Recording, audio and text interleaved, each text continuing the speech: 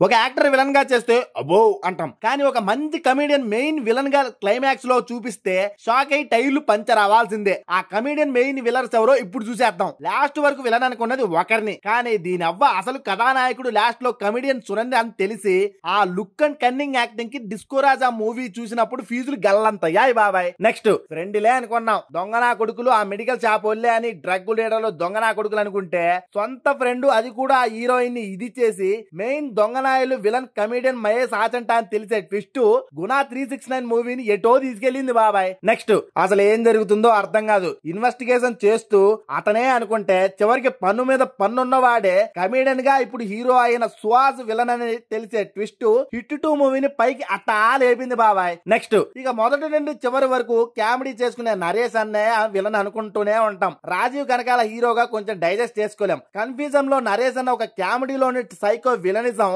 Visakha express మూవీలో super చేశారు బాబాయ్. ఇలా మంచి కమెడియన్లను విలన్ గా హీరోలుగా చేసిన వాళ్ళు చాలా మంది ఉన్నారు. మీకు తెలుసా? అయితే కింద కామెంట్ చేయండి. దాంతో పాటు మన ఛానల్ సబ్స్క్రైబ్ చేసుకోండి నాయనా.